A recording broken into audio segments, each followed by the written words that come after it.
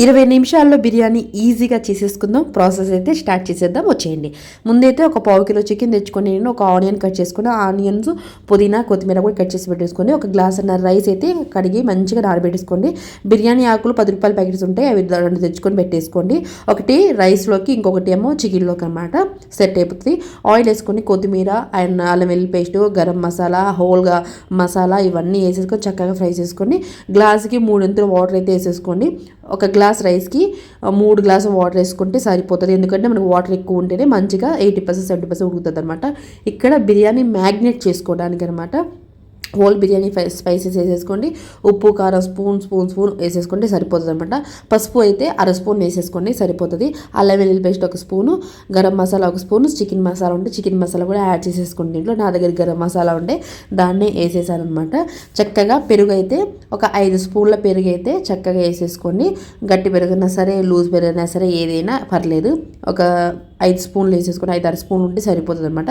Gravy కొంచెం ఎక్కువ అవడానికి, జ్యూసీగా ఉండడానికి కూడా చాలా హెల్ప్ చేసేది, బాగుంటుంది అనమాట. మీకు చేతితో వీలైతే చేతితో అండ్ స్పూన్తో వీలైతే స్పూన్తో అయితే కలిపేసేసుకోండి. నేను ఇక్కడ కొత్తిమీర, పుదీనా కూడా దీంట్లోనే యాడ్ చేసేసి చక్కగా కలిపేసుకొని ఒక 10 నిమిషాలు మ్యాగ్నేట్ చేసి పక్కన పెట్టేసుకోండి. ఈలోపు మనం ఫ్రైడ్ ఆనియన్స్ వేసేసుకుందాం. మనకి బిర్యానీకి కావాల్సినంత ఆయిల్ ఫ్రైడ్ ఆనియన్స్లోనే సెట్ అవుతుంది. ఒక 6-7 స్పూన్లు ఆయిల్ ఎక్కువ వేసేసుకోండి. ఆనియన్స్ ఫ్రై చేసిన కొన్ని ఆనియన్స్ పక్కన పెట్టేసుకొని కొన్ని ఆనియన్స్ దాంట్లో ఉంచేసి మనం మ్యాగ్నేట్ చేసుకునే చికెన్ కూడా దీంట్లోనే యాడ్ చేసేసి చక్కగా ఒక 80% ఉడికేలాగా చూసేసుకోండి. ఉడికితే సెట్ అయిపోతుంది అనమాట. అంతే. ఇటు రైస్ కూడా అయిపోయింది. రైస్ అయితే 70, 80, 90 అలా వేసుకోవాలి.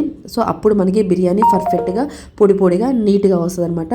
చికెన్ అయిపోవడానికి వచ్చేసింది అండ్ చికెన్ కర్రీ అయిపోయింది అటు, అండ్ రైస్ కూడా అయిపోయింది. సో రైస్ అయితే దీంట్లో టర్న్ చేసేసుకుందాం. సో రైస్ అయితే ఒక్కొక్కటిగా వేసేసుకుంటున్నాను. నేను ఫస్ట్ 70% అయితే వేసేసుకున్నాను అనమాట. ఫస్ట్ 70% వేసుకున్నాను. దాని తర్వాత 1 నిమిషం ఆగి మళ్ళీ ఒక 80% రైస్ అనేది వేసుకోవాలి. దాని తర్వాత 90-95 అలా వేసేసుకొని చక్కగా దమ్ చేసేసుకోండి. మిగిలిన హోల్ గరం మసాలా ఉన్నా ఏం పర్లేదు, బాగుంటుంది, ఉంచుకోండి. అలానే మీకు కంఫర్టబుల్గా లేకపోతే తీసేయండి, అంతే.